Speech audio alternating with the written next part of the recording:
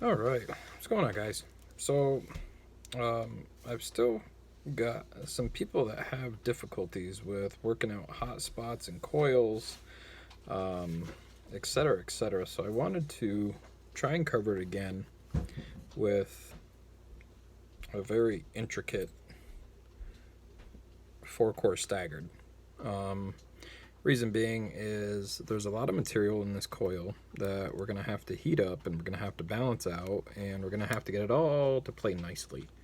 So the intent is to have a little bit of a quote unquote difficult time getting this coil to balance out properly. And in that process, I'm going to try and capture what I do to get everything worked out.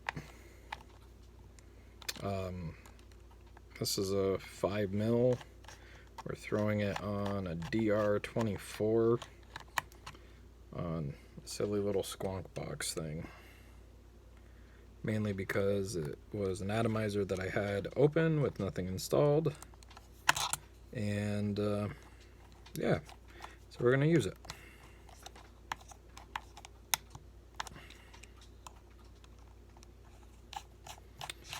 Never been a super fan of the dead rabbits. They always kind of vaped dry for me, but we'll see. So we're centering the coil, and you can see that I'm not exactly being easy with it. It's metal wire. I mean, I'm not saying go and get a razor blade and start going but you can really manipulate this coil to get it centered, looking pretty, and ready for heat. So we're just taking a look real quick to make sure that we're not fouling the bottom, which we're not. And we're going to click it. It's reading a 0.21. We're going to slap this top cap on before we even hit it with heat. Reason? We want to make sure that it's not fouling it. Resistance didn't change. Everything looks good. And lines up the airflow nicely. This may be a winner of a coil for me. So we'll see. Now, to break it in, we're going to turn our wattage quite a ways down. This is only a single coil, but I treat dual coil relatively the same.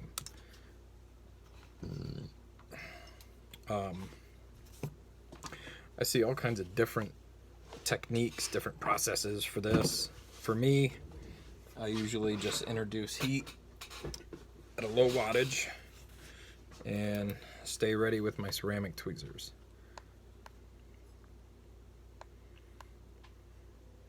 It should only be this difficult the first time you install a coil. From that point forward, after use and all that jazz, when it comes time for cleaning, re-wicking, it's just easy peasy, super simple. Little dry fire, blow them off. Dry fire, blow them off. Use an old toothbrush to clean them up.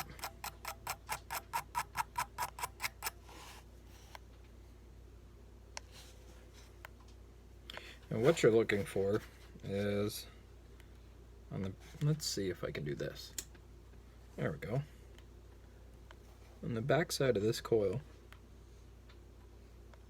you see that line that shows up? That's a hot spot. That's what we're looking for.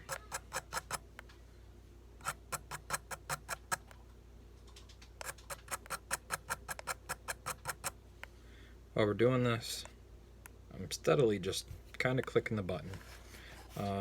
Not necessarily holding it, just kind of maintaining heat.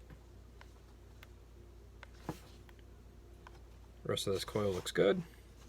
So from here, we're going to turn our wattage up. And go from 25 up to 60.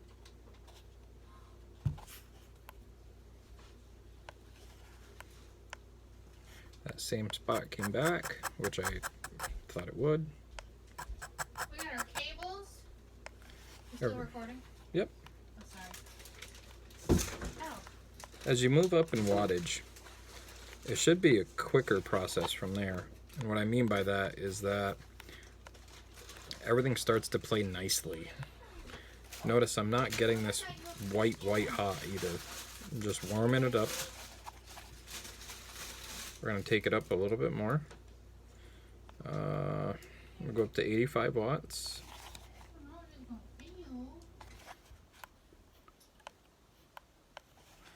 The reason that we're bringing it up in wattage,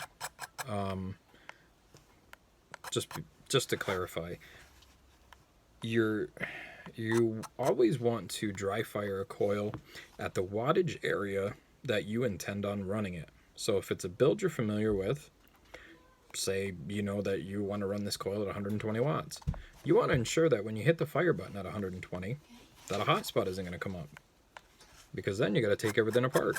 So right now we're at 120, and I had a minor hot spot that was on the back of that coil, and all I did was just simply brushed the coil with tweezers like that. It went away. A couple more pick up. So if we would have stopped at 40, and then we would have wicked this up, got it all set to go, once we turned our wattage up to 120, those spots would have came out.